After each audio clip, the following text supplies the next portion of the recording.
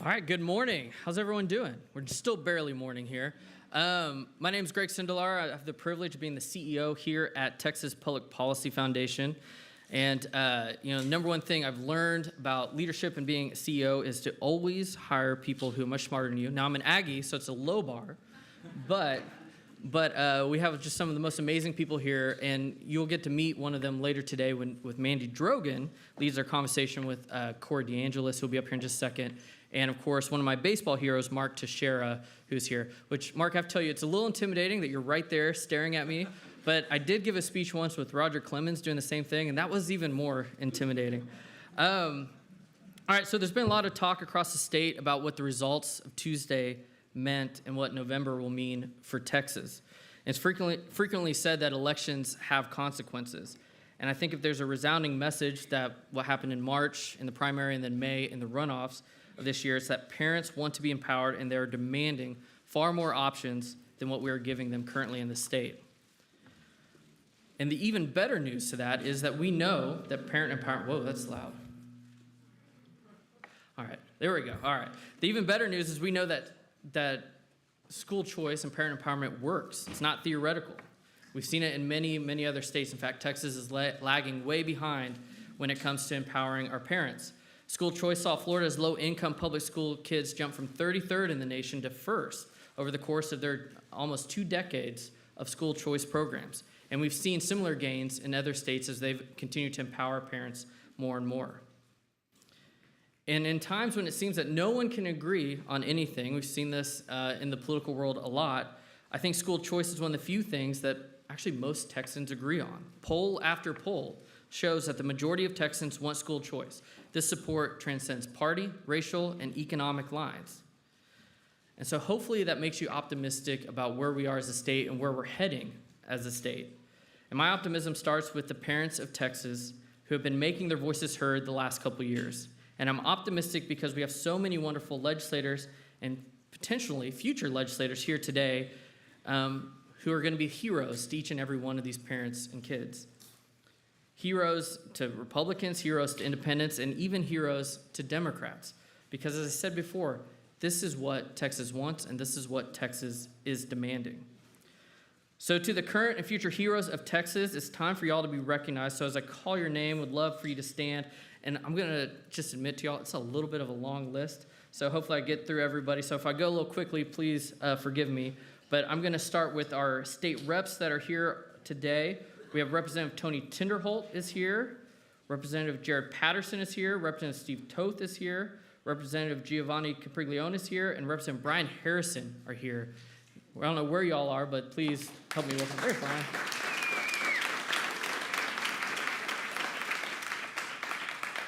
And then we also have some nominees to potentially be leaders in the State House. And so this is an even longer list, as there's a lot of y'all potentially coming in.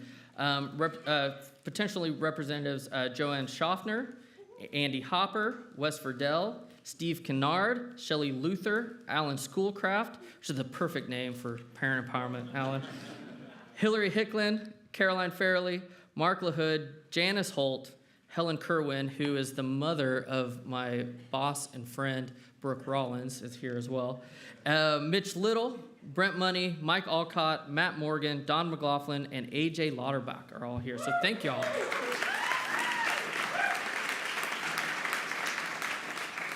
We were upstairs earlier with Chairman Brad Buckley, who's chair of public education, as well as the governor's team, talking about parent empowerment school choice, and it is clear that there's a mandate, and as Chairman Buckley said, this is the help that's on the way for parents. So thank y'all for being here.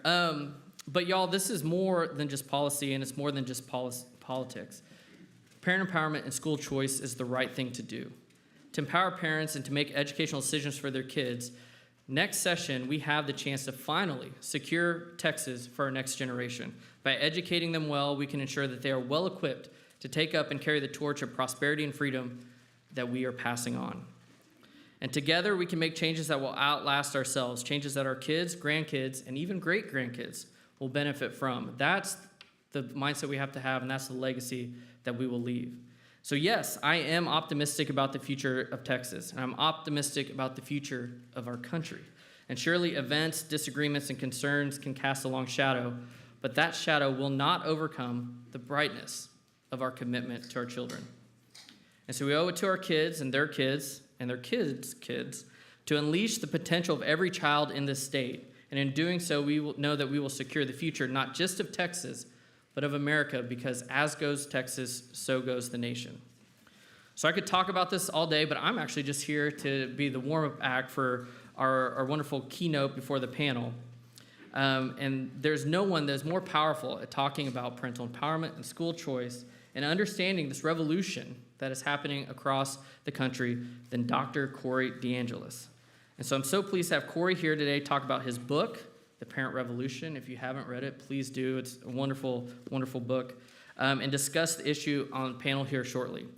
As I ask Corey to come to the stage, I'll let you know a little bit about his background. He is a senior fellow for the American Federation of Children and a visiting fellow at the Hoover Institute. And he has a PhD in education from the University of Arkansas, but he is a Texan who is educated in Texas and lives in Texas, where him and his wife are expecting their first child. Please help me welcome the wonderful Corey DeAngelis.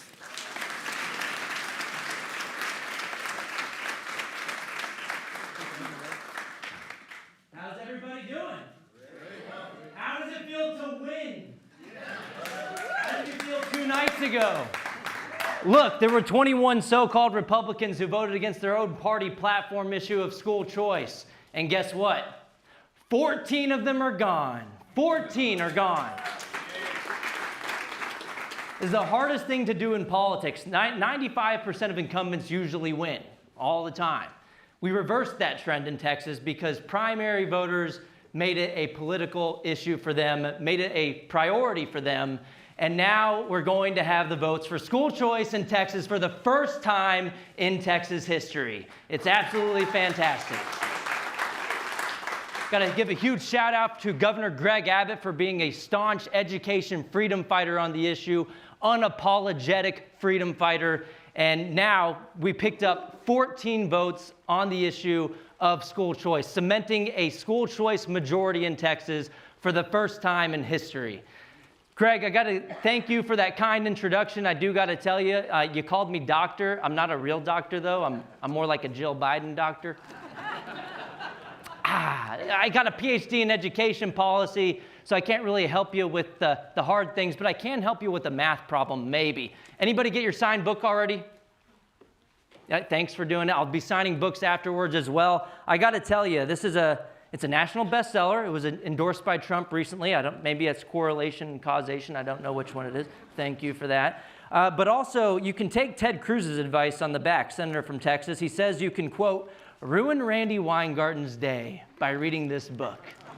She was the school closer. She fought to keep the schools closed, lobbied the CDC to do so, fear-mongering every step of the way. In fact, they have overplayed their hand so much that in the front, you'll see that I dedicated the book to Randy Weingarten and the teachers' unions for overplaying their hand and inadvertently doing more to advance school choice and homeschooling than anyone could have ever imagined. America is beyond grateful. Thank you.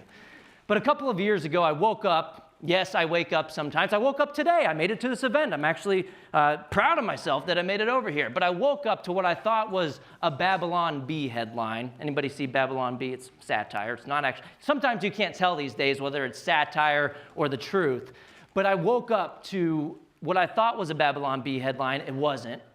What I thought was a nightmare. It wasn't. It was actually a tweet by Randy Weingarten herself saying that she was in Ukraine at the front lines to assess the situation. What in the heck was the teachers union boss from America doing in Ukraine right after the nation's report card scores came out showing decades of learning loss caused by their union-induced school closures? What was she going to do? Make the war go remote like she did with our schools? That might have actually helped. Maybe she should try it. But look, they were trying to escape all forms of accountability. They were fear-mongering every step of the way. In D.C., they had fake body bags outside the public school offices. They had fake tombstones. They were writing letters to their governors saying that with fake obituaries, fake epitaphs. It was nonstop fear-mongering. It made no sense. In places like in California, commie California, I'm glad we're not there. I live in Texas, grew up in Texas. Actually, there was a representative here that said that I did not grow up in Texas, and there was a community note slapped to her tweet recently, a representative from Austin. Thank goodness for Elon Musk for taking over Twitter, now X. But there was a private school, a Christian school in Sacramento County. During the COVID era, there was a lot of lunacy. We all remember all this stuff, right? It was hypocrisy nonstop. It was just things that made zero sense. But they had a stupid health order in Sacramento County that arbitrarily applied to schools, but not daycare centers. Because COVID was smart. It knew if you were learning something, it was going to get you. But if you were there in the same building, it would turn off. It's like, okay, I'm gonna halt right now because I know you're not learning anything. It was kind of like, it was smart, but it was also a courteous virus. On planes, if you were eating and you had your mask down when you were eating, take your time, I'm gonna let you go, and then I'll come after you once you put your mask up and you finish it. It was all total nonsense. You had people vacationing in Puerto Rico and Chicago while railing against going back to work. If it was safe enough to go vacation thousands of miles away, why wasn't it safe enough to go back to work in person? Well, it's more enjoyable to go on vacation than it is to go back to work. So if you got a signed copy, great. If you haven't, I'll be signing them afterwards as well. But this is the parent revolution. I do have to apologize really quickly for the horrible handwriting. I sent a book to Randy Weingarten, actually, and I posted it on Twitter, now X, and people made fun of me because of my horrible handwriting, but you can't blame me. I went to government schools. I'm sorry. But I'll be signing afterwards as well. But this is a school choice revolution that's sweeping the nation right now. And even if you don't have kids right now, if you're not a parent or even a grandparent, this is a battle for you because the radical left has infiltrated the government schools for far too long. They don't even have to have their own kids anymore. They can shape the future direction of this country by educating your kids, indoctrinating other people's kids for 13 years of their lives, for 7 hours a day. Let's say you don't even care about education policy. Let's say you want to lower taxes. Well, going through government schools for that long, facing that indoctrination, learning that big government's the solution to all of your problems, those kids are going to turn out to raise your taxes later on in life. Don't let them. Take the W, take the win. We're going to have the votes for school choice in Texas. And guess what? Texas has about 5.5 million kids in the school system. That's over 10% of all children in America having access to universal school choice. Milton Friedman's vision finally coming to fruition right before our very eyes. And yes, it has become a GOP litmus test issue, but some Democrats are starting to defect on the issue too. Think about Josh Shapiro in Pennsylvania. He changed his education platform right before the election, probably because he was looking over to Virginia. Anybody watch that election in 2021? Mr. Terry, I don't think parents should be telling schools what they should teach McAuliffe. The Democrat, former governor of Virginia, lost to a Republican on the issue of education by 6 points with education voters, and that was the number 2 issue in that election. That never happens. Democrats have had a decades-long double-digit advantage on the issue of education, but no more. Glenn Youngkin laid out a blueprint for political success for Republicans, but more importantly, it's the right thing to do. It shouldn't be a partisan issue. You can make left and right-leaning arguments for school choice. The problem is, if you look at Randy Weingarten's union, 99.97% of their campaign contributions in 2022, you guessed it, they went to Democrats. It's a money laundering scheme. It ought to be illegal, and that's why the elected officials from the Democrat Party fight against their own constituents to block them from having more educational opportunities, and they side with special interests who control them. That's a huge problem, but the political winds are shifting on our side. You had a high-profile Democrat, even in Pennsylvania, with Shapiro, at least signaling public support for private school choice. That's a huge shift in the right direction. And as Milton Friedman once famously said, he said a lot of great things, obviously, but one of his best quotes was, "The way that you change things is not about getting the right people into office. Obviously, all the people in this room are absolutely going to help, and we're going to advance education freedom that way. But the way that you truly change things, Milton Friedman said, is by getting a climate of public opinion where it becomes politically profitable for the wrong people to do the right thing. And we finally reached escape velocity on the issue of school choice. You have sitting legislators in North Carolina and Georgia flipping to the GOP on education freedom. Misha Maynor in Georgia, Tricia Cotham in North Carolina. And now we have 11 states with universal school choice like we've never seen before. In the past 3 years, we've had more wins on education freedom than the past 3 decades. It has been an insane amount of momentum. I just want to give a shout out. Anybody see the my Twitter battles? Anybody follow me on X? Hey, Bob Bowden, good to see you. But it's gotten pretty nasty, and in some cases, they've been sharing photos of my mom. Yes, they've gotten so low that they've really stooped to the argument of, your mom, you know you're losing if that's your argument. The other one they've tried is, you're racist if you want to reopen schools. Yes, they did that in Chicago. They said, the push to reopen schools is rooted in sexism, racism, and misogyny. They threw every leftist buzzword at the wall to see what would stick, but now they're going after my mom. Why? Because she works at a public school. That's an argument that helps my case. And guess what? She supports me too. She's here. Thank you, Mom, Cheryl, for being here at the event.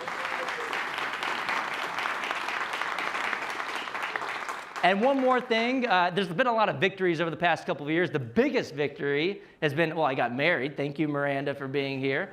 And also, we're expecting August 4th, Angelina will be joining the parent revolution with us. We're joining the parent revolution on the front lines with all of you once and for all as foot soldiers, not just generals. So it's a great victory. We've had so much momentum. 11 states going universal. Anybody watching Louisiana? Louisiana's House just passed easily, supermajority support. Even some Democrats voted for it. 20% of their House Democrats voted for full-throated universal school choice. No more picking winners and losers. No more of this incremental reform. We've gone from 0 to 100 real quick. And if anybody in Texas wants to tell you that rural voters don't support school choice, well, I hope they learned something this year. In March on Super Tuesday and 2 nights ago, rural voters do support school choice in large numbers. 69% of the incumbents we opposed for voting against their own party platform lost their races. Now it's happening. How much time do I have? Mandy says, wrap it up, and I'm happy to join Mandy and Mark Teixeira on the stage as well for a panel. Thank you guys so much for having me. I'll be signing books afterwards. Should I stay?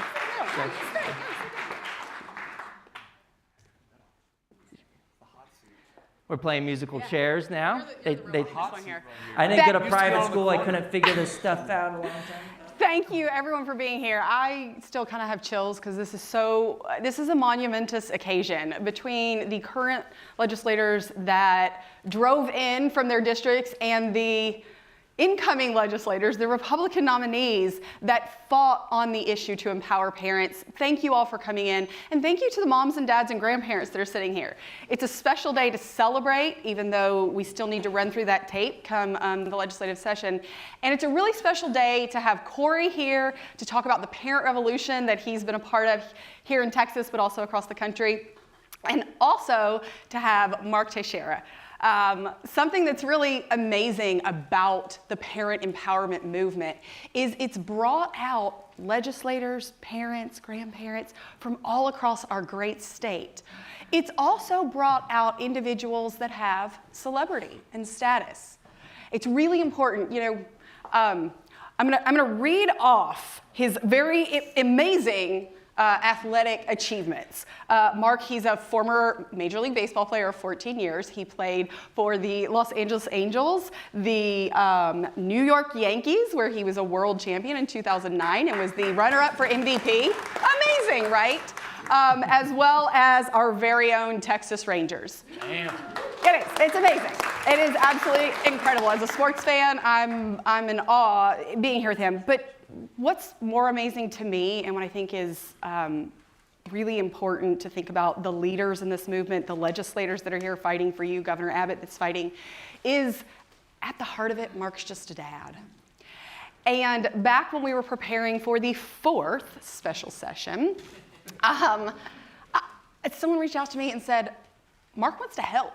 Tex wants to help. He has a platform. He's got over 300,000 followers on Twitter, which, Corey, you're pretty famous. Dang it, I'll catch you one of But these he days. beats you. Right, and he's got a platform across Texas and across America. And he just, out of nowhere, said, how can I help? How can I serve? What can I do to educate and serve the moms and dads so that children of Texas, the next generation of Texas, will have the opportunities that my own children have? So to me, that is the most amazing part about Mark here, and we're blessed to have you. Let's start with just asking you, why did you reach out, and how did you come to the conclusion that you wanted to use your platform to advocate for kids? Well, first of all, it's great to be here, and I'm honored to be a part of this panel. And for me, it's really about serving. And you get to a point of your life, whether you're young or old, and God calls you to do something more important than hitting a baseball. And I loved hitting baseballs. don't get me wrong. I have 3 teenagers. I can make my own schedule. I have the time, and I try to find something that I could make a difference in, that I have some experience in, and working with charter schools in New York City when I played for the Yankees, and navigating the schools in the Northeast, and making the decision to move back to Texas. These are all reasons that parents should be empowered. I'm blessed that I have the opportunities to send my kids to private schools. And not every parent has that opportunity. Not every parent can choose which school their kid gets to go to. And so I took that blessing that I have in my life and just said, hey, how can I help your movement? How can I help Governor Abbott? And in my short time here in Austin, I've been back in Texas for 3 years now. Just love getting to meet so many people that are passionate about this and are really making a difference in this movement. Thank you for being here. And that's what it takes, is every single person here, every single parent across Texas locking arms, standing together across every socioeconomic status, across every political affiliation. That's really what we are. So thank you for being here. Oh, people must not be able to hear you. He gets 2 mics. Does he have to say it again? Yeah, we have multiple mics. I am. So Corey, you've been traversing the country talking about the parent revolution. You noted how many states that have started to grow and expand their private school choice programs, and we're at 11 now with what is referred to as universal school choice, which is grounded in the belief that America is based on freedom, right? So what have you seen across the country and that you're also seeing here with parents in Texas? And by the way, we got to give credit to Mandy Drogin, who's been crossing the state with the governor, getting people riled up for education freedom. But yeah, look, this is going to be the biggest victory ever in Texas. This is the crown jewel of the school choice movement. It's going to be fantastic. But look, in other states like in Florida, Greg mentioned this earlier, the public schools have gotten better. It doesn't destroy them, actually, is a rising tide that lifts all boats. And nationwide, we have 29 studies on this subject. 26 of them positive. More school choice, better outcomes in the public schools. When you can take the money with you and you can vote with your feet, they won't label you as a domestic terrorist anymore. Everybody remember that? The National School Board sent a letter to Biden invoking, under the Patriot Act of all things, that parents protesting at school board meetings should be labeled for domestic terrorism. The FBI even created a threat tag to try to bully and silence parents into submission. I'm thankful that their plan backfired. Parents were just emboldened to fight even harder, and now 26 states, including Texas, have pulled their funding from the NSBA. We should call them the RSBA. Thank you. We should call them the Regional School Boards Association at this time, the RSBA. But look, play stupid games, win stupid prizes. They overplayed their hand, and parents, look, we're winning so much, I'm almost getting tired of winning, guys. Just kidding, we're not done yet. We got to get Texas, and when Texas comes, the rest of the monopoly dominoes will start to fall all across the country. The red states are already engaging in friendly competition, picking up the football, not the baseball, but the football to become the parents' party, and they're trying to outmaneuver themselves to compete with one another, and that's how laboratories of democracy are supposed to work. The blue states aren't doing it yet, but maybe they'll come along at some point. As in the book, I coin a phrase I call bipartisanship through hyperpartisanship. It's going to take one of the parties, the Republicans, picking up the football, racking up some wins on the issue, and then the Democrats will say, hey, politicians respond more to logic and power. No, they don't respond to logic. They respond more to power and politics than logic and morality. And so when voters take that energy to the ballot box, you'll see some Democrat defectors too. But that was a long-winded answer to some things you did ask and some things you didn't. But thank you, Mandy. That's great. Mark, I heard you talk about empowering parents and your work when you were with the Yankees with charter schools to try and give another option to those children that are zoned based on their zip code for failing schools in the inner cities. Can you talk a little bit about your experience there and how that's led to you wanting to empower parents in Texas? Yeah, and going back a little bit even to my days before the Yankees, the first few organizations that I supported were all education based. My mom was a public school teacher. My wife, both of her parents were public school teachers in rural Georgia. So I have so much respect for public school teachers and everything that they do, the hard job that they do have. So opportunity has always been huge for my wife and I. And so when we look at philanthropic organizations, after school, charter schools, we were kind of all in already. I got to New York, and it was really like the epicenter of the charter school movement. And you had kids in East Harlem and the South Bronx that were going to the worst of the worst schools. You throw out a lot of different numbers of, 50% of Texas kids not reading at appropriate grade level. This was like 90%, 95%, right? So the worst of the worst schools in the poorest of the neighborhoods. Charter schools came in and they started making a difference. And when you started incrementally seeing kids succeeding, that were told, you're not going to succeed just because of where you were born. I mean, how sad is that, right? And I got involved with this charter school movement in 2010, and I started seeing people around it, parents buying in. And the charter school movement turned into a school choice movement, and just you saw this momentum, even in a place that's as tough as New York. So I got to Texas a couple years ago, and I'm like, we've got to be a school choice state, right? Like, no, we don't have school choice yet. You've got to be kidding me, right? So it was really a wake-up call for me that what I thought was happening all over the country, still getting pushback. To a lot of Corey's points, is there was so much pushback. But I've seen it firsthand. For a decade, I was on the board of Dream Charter School. We had 3 different schools in East Harlem and the South Bronx, and we were making a difference. Even going to D.C. and lobbying on the behalf of after-school programs to continue funding, because when Democrats want to pay for all of their pet projects, a lot of times programs that are actually working are going to get cut. And we've seen it work in East Harlem, we've seen it work in South Bronx, and hopefully we'll see the school choice movement working in Texas. And they're total hypocrites on the issue. Beto O'Rourke went to private school himself and then campaigned against Abbott on the issue, saying that other families shouldn't be able to have opportunities. Joe Biden went to private school, sent his kids to private school, opposed the school choice for others. Gene Wu from Houston, I don't know if you saw his Twitter, he stepped on a rake the other day, major red flags there. I mean, you go see what he said yourself, but he sends his kid to private school and brags about it and says, my kids are so smart, they had to test in. How are low-income families going to be able to test in? Low-income families have kids that are smart too, Gene. But look, total hypocrisy on their part. And look, the Democrats have controlled the Texas House for far too long, and we've said enough. It's not happening anymore, especially after this year's primary season. And guess what? If you don't want Texas to go blue, school choice is one way to reverse that trend. How? Look in West Virginia. That's a rural state, even more rural than Texas, according to the Census Bureau. They were the first state to go universal on school choice. Since they've expanded education freedom, they now have supermajorities in both chambers. Florida, you thought that was a purple state, right? Florida was a swing state for a while. DeSantis barely won in 2018 by a fraction of a point. The next day in the Wall Street Journal, anybody remember the headline? It was "School Choice Moms Tipped the Governor's Race for DeSantis."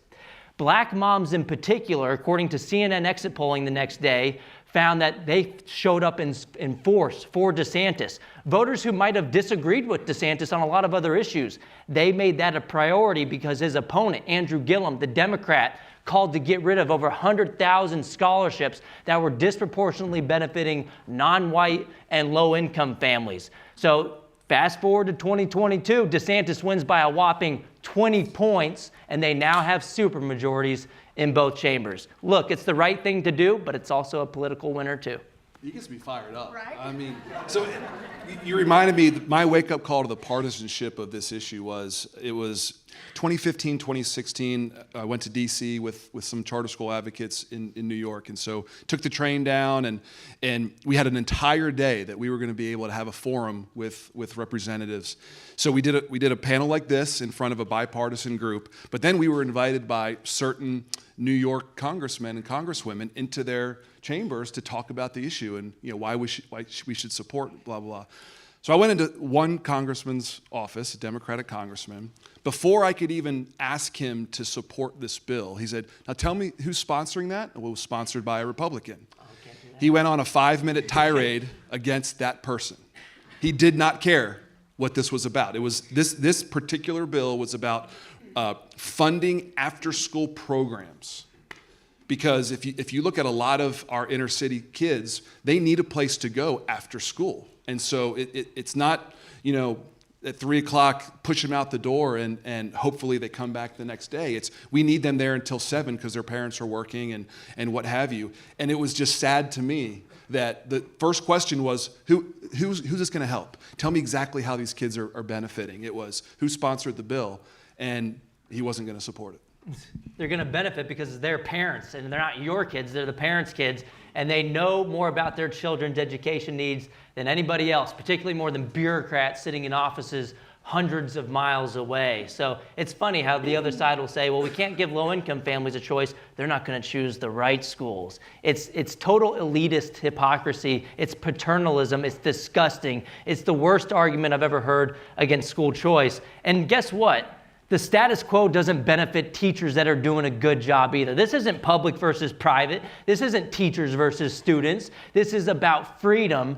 And look, when school choice is enacted, the public schools up their game in response to competition. They also put more money into the classroom and don't hire as many worthless administrators. Look, between 2000 and now, according to the National Center for Education Statistics, the number of students and teachers in the system increased by about the same amount, by about 7%. Not too bad. But the number of administrators in the system increased by 90%, nearly 90%. It has become more of a jobs program for useless administrators than an education initiative for kids. And teachers who are doing a good job, they're not seeing the money. Since 1970, we've increased per student funding in the state of Texas by about 160% in real terms. Teacher salaries, about 10% in real terms. The money's not making its way into the classroom because they have a monopoly. That is the only way to fix it is from bottom-up accountability with families being empowered to choose. Thank you, guys. So my favorite, sometimes the most difficult part of my job in talking to parents, the ability to travel around the state and talk to moms and dads and grandparents that are responsible for their children. And that's why I constantly say the love for your child, that love that we all had, that lightning strike when you first hold your first child, it's a love that you can never understand until you have it. And I'm excited that it's coming soon for you. But that transcends race and socioeconomics, and I've been blessed to talk to parents across the state, and I hear some amazing stories of innovative school leaders and parents that have found a way, and I also hear really horrifying stories of parents that, I walk away with tears on my shoulders. I would love to hear maybe a story or two from a parent's perspective or from a child's perspective for the kids that you were serving in inner city Harlem and Corey, the cities that you have gone across. I know you've heard from parents. Let's put some real faces on why this is so important. One of the great things that I loved about our charter school network in New York was that we had a contract with every single kid. And I don't need to tell you how that works. There's a lottery, a kid gets selected to be able to go to one of these schools. And these parents do feel like they won the lottery. And it may not be a check in the mail, but it's my kid now has a chance to go to a better school. But as part of that, the parent signs a contract. And it is this is what we're going to do for your kid, but this is what you're going to do for your kid. And that is the amount of parents that have talked, whether it's at graduation, whether it's at our fundraisers, and say, empowering me, making me a part of my kid's schooling has been the best thing for my family. And so it's not, when these kids are getting better educations, their parents are growing around them. And so this is not just, a third grader or a high school kid getting a better education. This is really going to be changing families' lives. And I can still remember hearing these parents, and again, with tears in their eyes, talking about how great this has been for their families. And when families grow, communities grow. When communities grow, cities grow. And, in a state like Texas, this has a multiplying opportunity that can be great for the entire state. Yeah, look, we're talking a lot about New York City, right? And they spend about $40,000 per kid in their government school failure factory indoctrination centers. But look, there's actually, Vodi Bakum had a good quote, because a lot of the benefits of school choice aren't even captured by standardized test scores. It's people want a safer environment. They want to send their kids to schools that align with their values. They don't want to be indoctrinated with the LGBTs when the schools aren't focusing on the ABCs. They want them to focus on the basics, on education, not indoctrination. But Vodi Bakum said it best. We cannot continue to send our children to Caesar for their education and be surprised when they come home as Romans. Well, the good news is parents aren't surprised anymore, and they're fighting back. They've started a parent revolution. Get one right now. It's on Amazon for 25% off.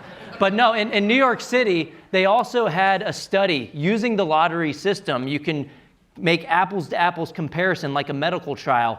Randomly, some kids get to go to the charter school. Randomly, some of them lose the lottery and have to go to the government-run school. And they found in a top economics journal, Dobby and Fryer, in a study in 2015, found that winning the lottery had a complete elimination of the likelihood of crime for male students through the study period.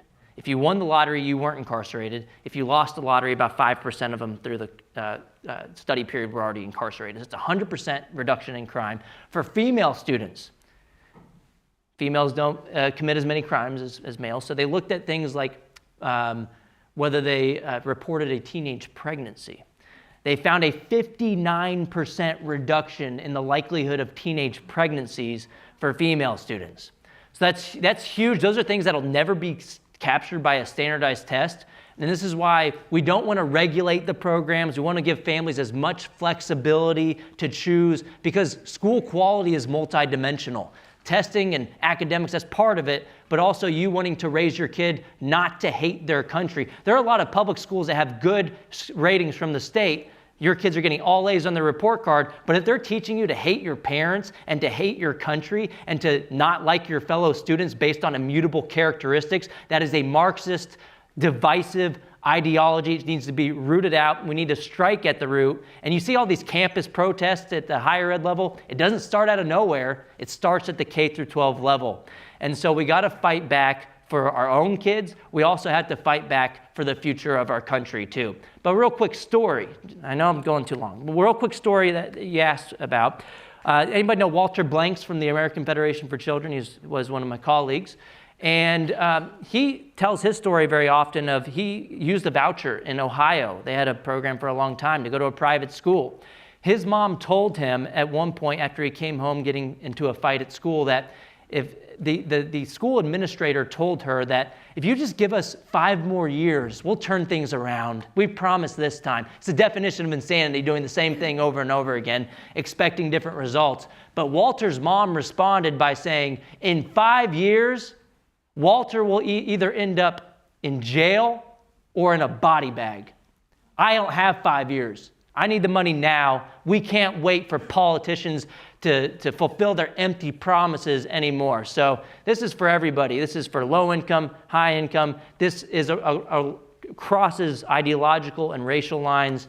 And this is why we're going to win, finally, in Texas.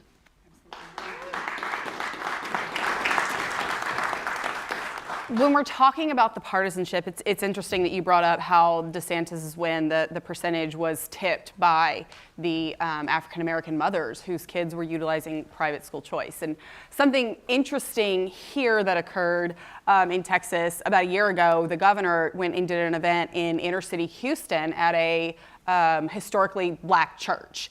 And I can vividly remember watching as a lot of the parishioners came in to hear, and why is the governor here, you know, and things like that, and skeptical, body language skeptical, looks skeptical and whatnot. And by the end of explaining how empowering parents can serve their families and how it has served millions of families across the country, just like theirs, that have struggled, just like Walter's, they rushed the stage. They rushed the stage to talk to the governor, to hear more. How do we do this? And it's really important when we're talking about that value alignment. And I think that was one of the things that resonated. We were sitting in a church, families that said, I need my child to read. They have to read.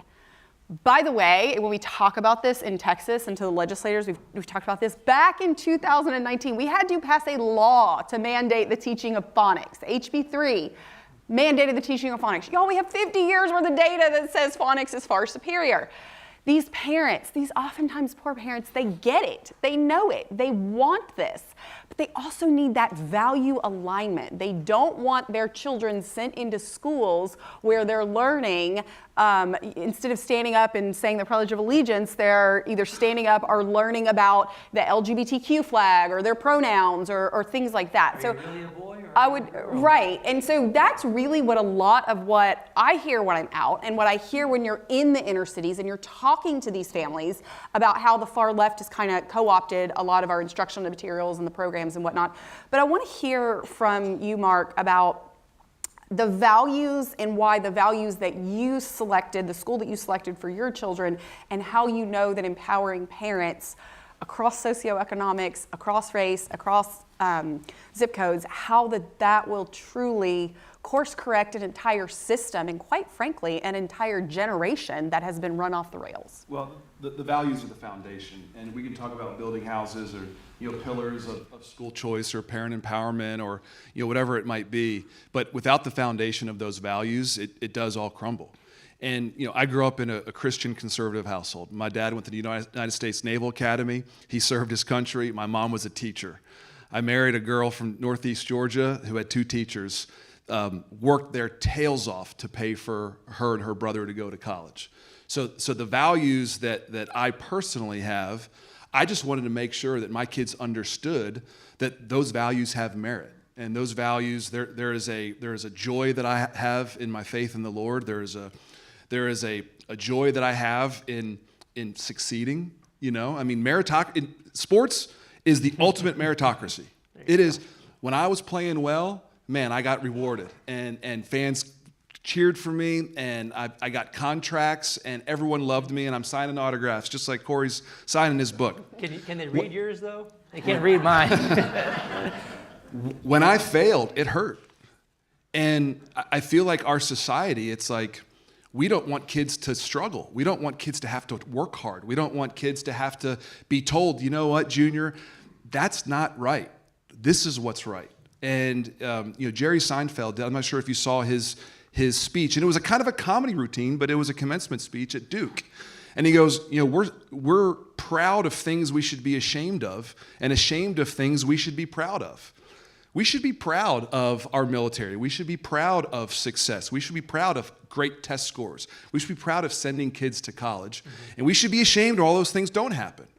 So for me, moving back to Texas, this is my 3rd stint here. I lived in College Station as a kid, lived in Dallas for 8 years when I signed, played with the Rangers, and now I'm back here in Austin. I can live, my family and I can live wherever we want in the entire United States. I don't have a full-time job. If anyone's hiring, I'll give you my card. Come with me. Come work at TPPF. I can live wherever I want. We chose Austin, Texas for a lot of different reasons, and one of them was we wanted to be able to go to church with our head held high. We wanted to be able to send our kids to a school. All of my kids go to Region School of Austin. And we want to send, and it's not perfect, and nobody in here is perfect.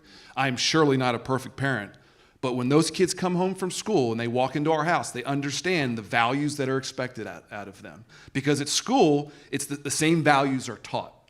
And it all just comes back to parent empowerment and school choice, is that if you want to opt out of the craziness, parents should be able to opt out of it.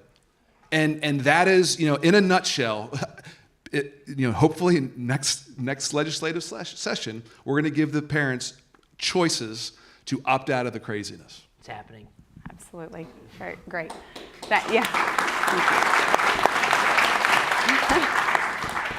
Corey, tell us, we've heard... I didn't finish my joke earlier. You So I had a dad joke in my jokes. opening. I had an opening, and I was talking about the stupid health order from the COVID mandates. Remember that in California? And I just remember I didn't close the loop on that one. There was a private school, a Christian school, that rebranded itself as a daycare center.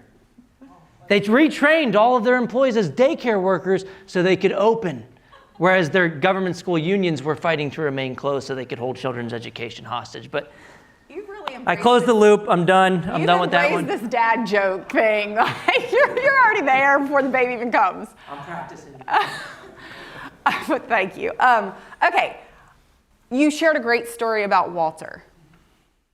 Walter Blanks, the African-American young man who mother said, he's going to be dead or in jail. And we hear that a lot. Tell another story. Tell another story about a parent. For those that are watching online, for those that are here in the room, we say the parent empowerment movement has locked arms with parents across every spectrum, but also public school, private school, homeschool, whatever it is, parents that recognize they should be decision makers. I want to hear another story of a parent that has really impacted your work and fueled your desire to see this in Texas and across the country. Yeah, I mean, we have a ton of, at the American Federation for Children, you go to our website, it's called Voices for Choice. And they go and testify across the country and tell their stories. So we have a ton. Ashley Elliott is one I would point out and share with people as well to go check out. But I have my own story too. Hey, maybe I'll tell my own story. It's in the book as well. So if you want to get another copy, it's 25% off on Amazon. You already have a copy if you're here. If you're online, make sure you get one. And send one to Randy Weingarten. The Chicago Teachers Union boss sent her copy back to me. I guess it was above her reading level. Hey, if the kids' scores are any indication, they did an interpretive dance video as well to protest reopening schools. I mean, you thought their math scores were wrong. I feel bad for the dance students. They couldn't figure that out either. But no, I went to government schools my entire K through 12 in Texas, in San Antonio. But I did have the opportunity to go to a magnet school in high school. It was a communications school, so maybe that worked out for me a little bit, maybe sometimes. But when I make mistakes, I'll blame the government school system every time. But no, in middle school, in the school that I was assigned to, it was cool to get into fights. There was drugs running rampant on the campuses. We played this game called 10 Seconds. Anybody remember that growing up in Texas schools? Now, you all went to private schools anyway. But no, you'd fight for 10 seconds. In the bathrooms, you get rolled into gangs, and it was the cool thing to do. I've survived, and Mom, thank you for raising me in the right way and keeping me away from that stuff. But in high school, I did go to a magnet school. It's still district run, but it was, at least you're not assigned to it. They don't have as much monopoly power. They have to attract their customers. They can have admission standards and processes. And so that was a good opportunity for me. I think other families should have educational opportunities too. And look, a lot of kids fall through the cracks. They don't escape and get out of the gangs and the drugs, and they fall into that stuff. So that's a huge problem. And it shouldn't be limited to schools that are run by the government. Look, I mean, some people say, Texas already has school choice. That's like saying you can choose any soda you want as long as it's a Coke. You can choose any juice you want as long as it's orange. No, that's not real choice. That's like saying you can go to any grocery store you want as long as it's Walmart. No, you should be able to choose to take your kids' education dollars. It's meant for your kid. It's your tax money. You should follow them to a private school if you want. Or hey, if you like the public school, you can keep the public school. For real this time, unlike with your doctor. Sorry, Obama. But look, the public schools do get better, you should be able to take that money to a private or even a homeschool setting too. Yeah, great. So one of the things that we talk about is how empowering parents. It obviously will serve those parents whose children need an exit strategy, whether it's that they are in a low-performing school, the crisis of low expectations, the soft bigotry of low expectations, the radical indoctrination that we're really seeing come out, particularly on our college campuses, but also in our high schools and in our lower grades. You know, something, when we talk about stories, something I found really, really interesting that I discovered back when Osama bin Laden's love letter to America. For anybody on social media, there was a young lady that this went viral last year, universal viral love letter, and it was she was a University of Texas student actually. So I thought, who is this Lynette Atkins? Who is she and where did she go to school? This was a young person that had been at a high school in San Antonio in our public school system. We keep seeing that these children that are coming out of the public schools have somehow been taught to hate themselves and hate America. I would love to talk a little bit about how just introducing the idea that parents can leave.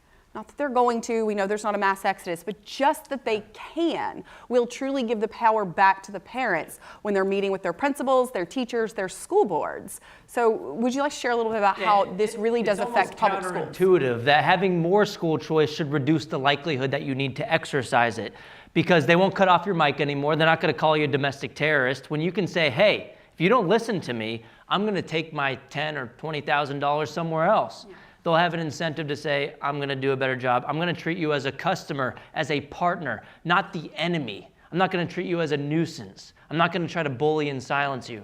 I'm going to try to work with you so that you stay in my institution. So yeah, that's a huge benefit of school choice, that it gives families more agency and leverage in the conversation. For far too long, the only special interest represented the employees in the system, the adults. But now the kids have a union of their own, their parents, and it's glorious. Corey, you said a word, leverage. You know, leverage is so important in anything that we do. I mean, as a baseball player, when I went into a contract negotiation, if I had a good season, guess what? I had the leverage. If I had a bad season, guess what? The team has the leverage. And what I'm hoping this school choice initiative and parent empowerment initiative will do is it'll give everybody leverage to make their communities better. And it's not just school choice, but you know, whether it's policing, whether it's clean streets. I mean, one of the reasons I'm so passionate about our inner cities is that I went to every single major city in the United States for 14 straight years and multiple times. And what's happened to Oakland, what's happened to my home city in Baltimore, what's happened to San Francisco, Seattle, these were beautiful places at some point. And when the citizens lose leverage for their elected officials to actually listen to them, then they've got nothing. They've got no way to fight back. And hopefully this will tip the scales now for us to have a lot of great policy wins. And, you know, I think Texas is going to end up being better for it in a lot of different facets, not just education. You mentioned tipping of the scales, and the school districts have been putting their thumbs on the scales for far too long as well by illegally electioneering. Thank goodness for Ken Paxton for suing 6 or 7 school districts already for illegally influencing elections. I'm also on the board of Liberty Justice Center. We got signed affidavits triggering mandatory criminal investigations for some districts for illegally influencing elections. In some cases, telling their employees, you got to vote for the Sweet 16 if you want to get a raise next year. You can't do that. That is illegal. It's an open secret for decades. People know that they've been doing it. They've thought that they were untouchable. They've been able to do this and flaunt the law for so long. It's not happening anymore. And guess what? Just yesterday, the Senate had a hearing in the morning to discuss maybe having some harsher punishments for illegally putting your thumbs on the scales and how to enforce that as well. So we can hit them at the flanks as well. And this is another reason why school choice is coming to Texas. So, thank you. I think we're ready to open it up to questions. I would love to hear from the audience, what questions would y'all like to ask our celebrity panel here? Do we have mics? Great. Hey, my question's for Mark. I'm from Minnesota, huge Twins fan, so that 09 sweep was tough for us, and just want to say from the bottom of my heart, I'm sorry you finished second in MVP voting to Minnesota's own Joe Mauer that season. Where's the question? Okay, I have a real question. So, Mark, how do you feel about that? my question is actually about the role that athletes and celebrities can play in movements like this. It strikes me that many of America's great athletes are among the most disciplined, hardworking, principled people in our country, and yet it's rare that we see somebody like you stepping up and standing for your principles. We saw the Chiefs kicker just get a lot of backlash for what he was just up to recently, and so how do we kind of flip that so it's not just the far left-wing views that are propped up from the athletic community? That is such a great question. We could do an entire panel on that. Maybe we should, because by the way, that kicker Harrison Butker went to Georgia Tech. I'm a Georgia Tech Yellow Jacket, and so I'm extremely proud of Harrison. And it really goes back to values, and it goes back to needing God and trusting in God more than yourself.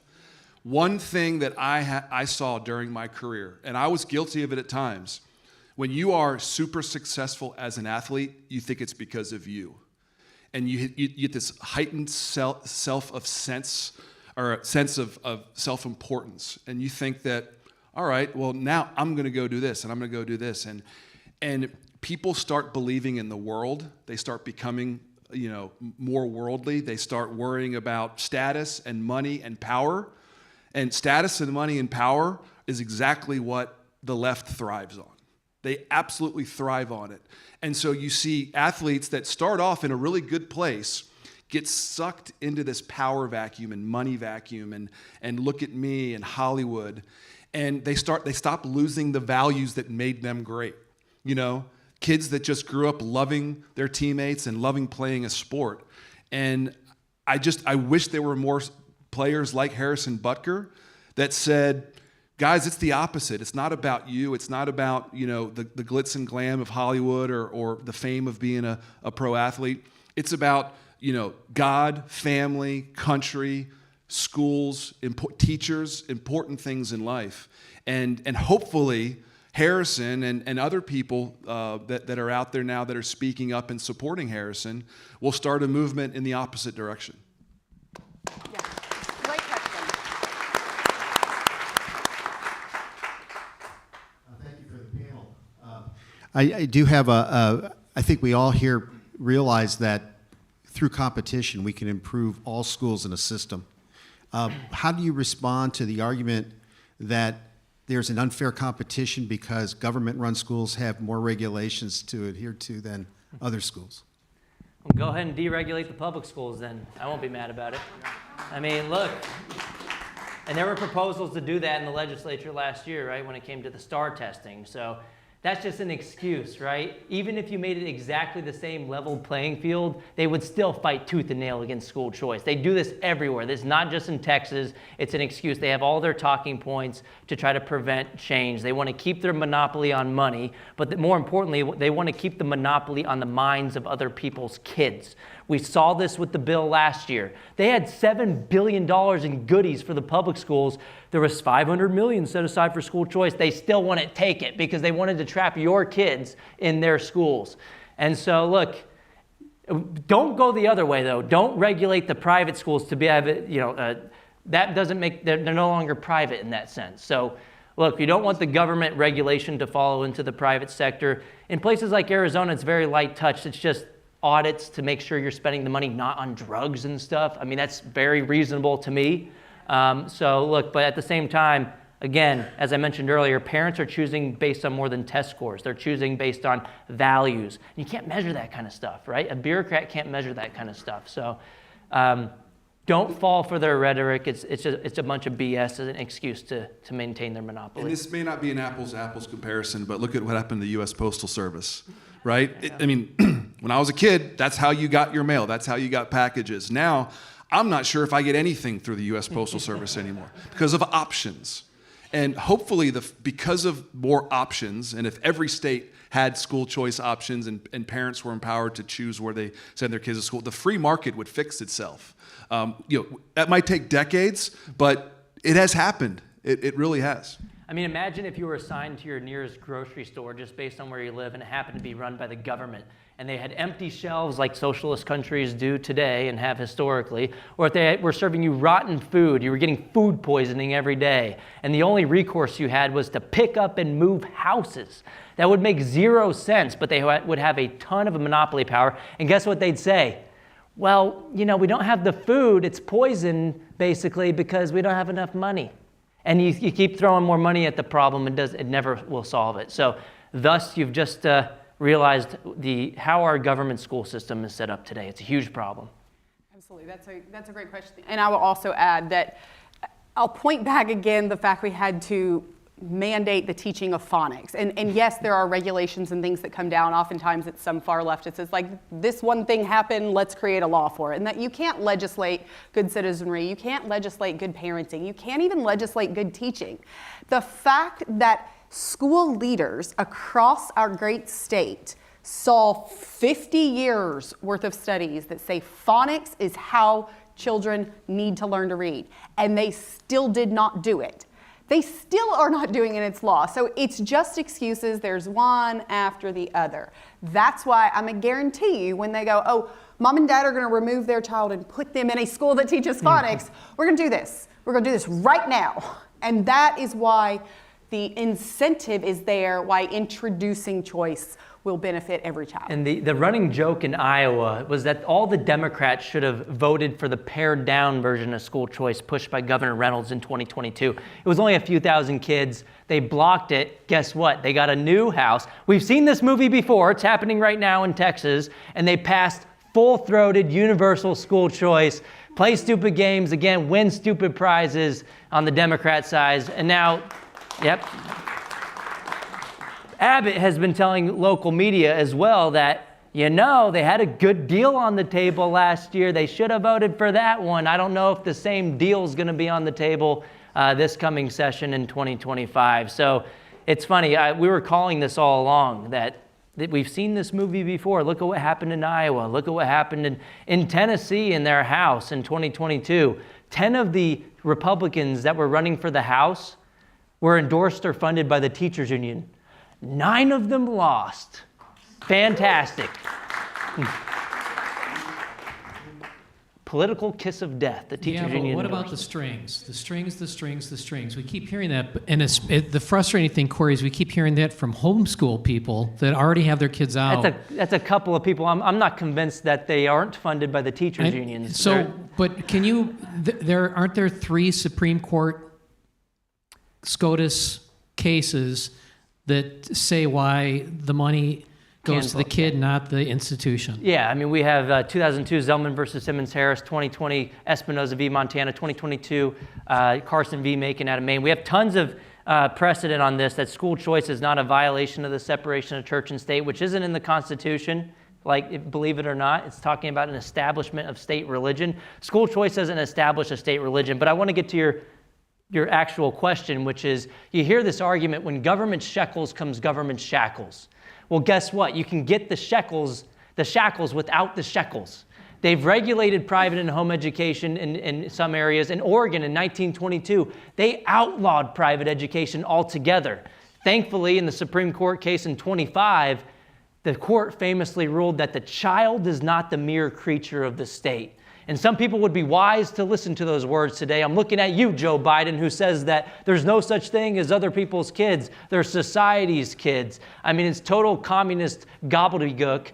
And look, if you're on Randy Weingarten's side and Biden's side and O'Rourke's side and not Abbott's side, my side, Trump's side, and parents' side, you're probably on the wrong side of the issue. And guess what? No one has ever been forced to take the money. I'd be against it if you were forced to take the money. You can make that cost-benefit decision for your own family and decide for yourselves. But you shouldn't tell other parents that they can't make that choice. States like New York, they have the worst homeschooling law in the book. If you look at the Homeschool Legal Defense Association's map online, Well, guess what? They don't have any private school choice. In fact, if you look at the states that have more school choice, they tend to have more education freedom too. Look at Ohio last year.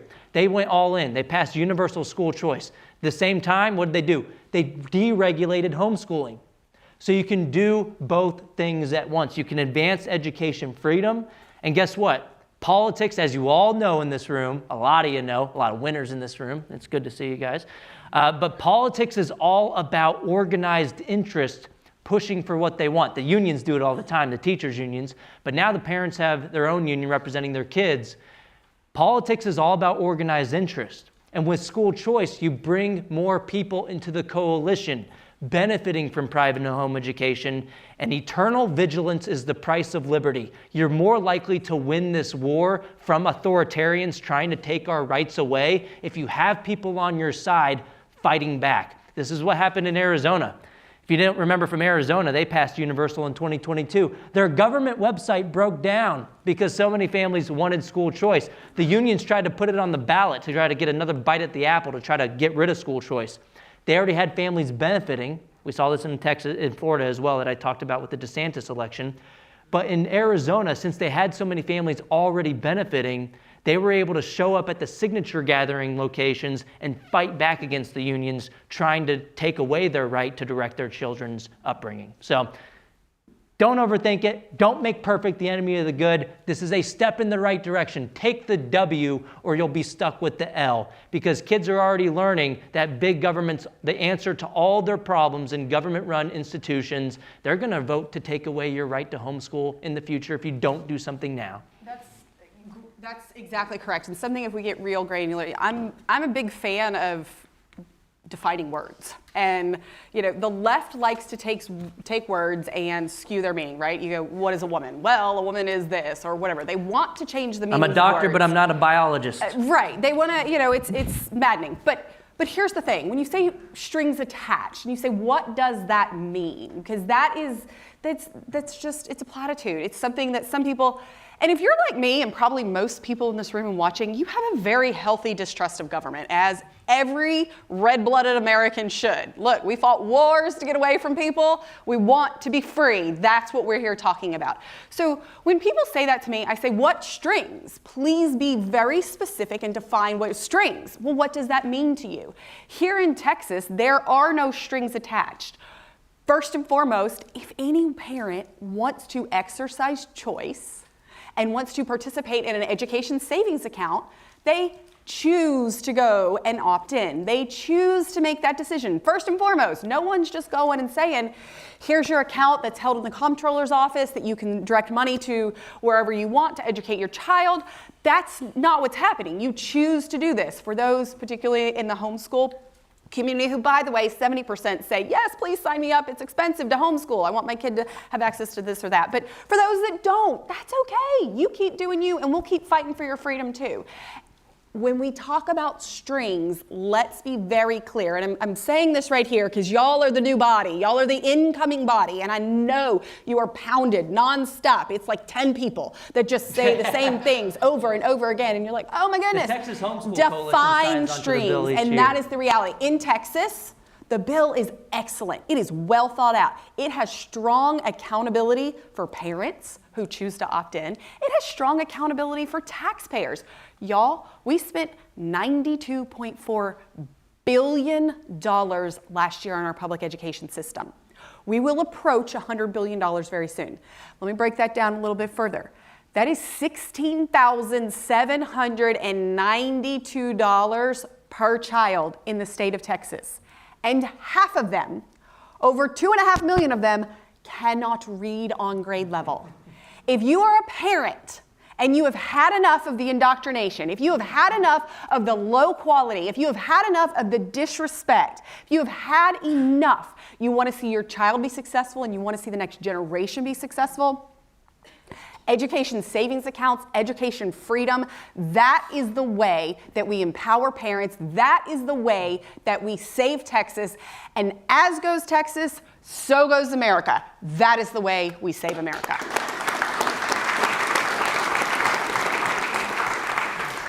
just as an aside, I don't know if you've heard some of these arguments as well, where I've heard some of these people say that school choice is an elaborate plot by the Democrats to inject CRT into private schools.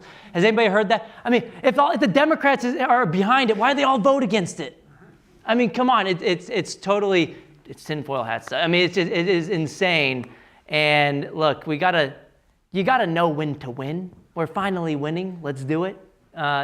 Take the W, or else you'll be stuck with the L. So thanks. More questions?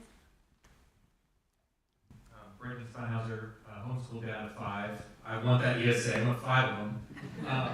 In all seriousness, that's a great question that Representative asked, but I can tell you just the data supports that homeschool families want to be included. We're in a huge homeschool network. Co-ops exist. And when you talk to parents about this, and we do all the time, they want it. As they learn about it, they like it more and more. When they find out, oh, we could get carved out of it, they're upset. So I would encourage legislators to, include homeschool families. But sir, here's my question, and it's related to that, which is, should we accept anything less than universal ESAs? No, we didn't, and we're not. We say that because this, again, is rooted in the principle that made America great, and that is freedom. That is freedom for every single parent, every individual to make the choice of where to live, where to work, where to worship, where to shop, whatever is best for you and your family. So absolutely not. Every single parent, every homeschool parent, every single parent that wants to exercise choice, that needs another option, whether it's because of low performance, whether it's because their child's being bullied to the point of trying to harm themselves, whether it is their IEPs not being listened to, I don't care. I don't care. I don't care what it is. They should be empowered. Yep. Parents know and love their children most. They have the most interest in making sure they're successful. So every single parent, every single child, that is what we are going for, universal eligibility, and that's what we're getting in the 89th legislative session. One more question. Let's give it to Mark. Are you asking to? Go ahead, ask a question. So the question's actually from her. Sorry. I am a public school teacher. I'm a private, or not private, I teach low incidence disabilities, so students with, a very small percentage of students actually qualify to be in my room.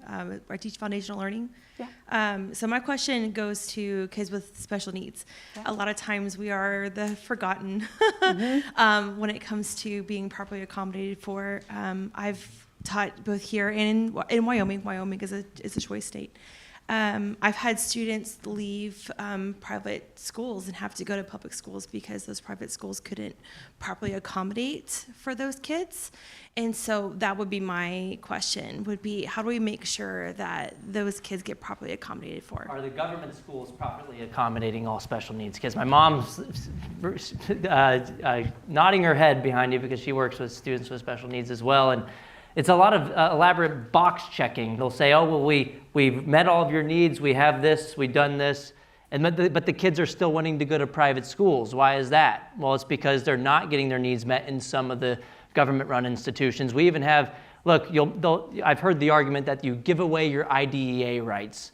That is just a form of box checking and regulation. It's not actually families and schools meeting their needs. We actually have, in some cases, nationwide, a version of school choice through IDEA where public school parents, if the school is not meeting their disability and their needs, then they can go make the argument that the district's not meeting the needs to compel them to pay for private school tuition and fees. The district always says, nah, we're meeting your needs. We did this, this, and this. Trust us. Don't trust the parents. And in some cases, that has to go before a judge. And who are the parents that are in best position to go before a judge, hire a lawyer, make the case in order to go to a private school? What we're saying with education freedom and passing the bill, you shouldn't have to go fight before a judge for the right to direct the upbringing of your child. So I would say, look, the parents are in the best position to make that decision.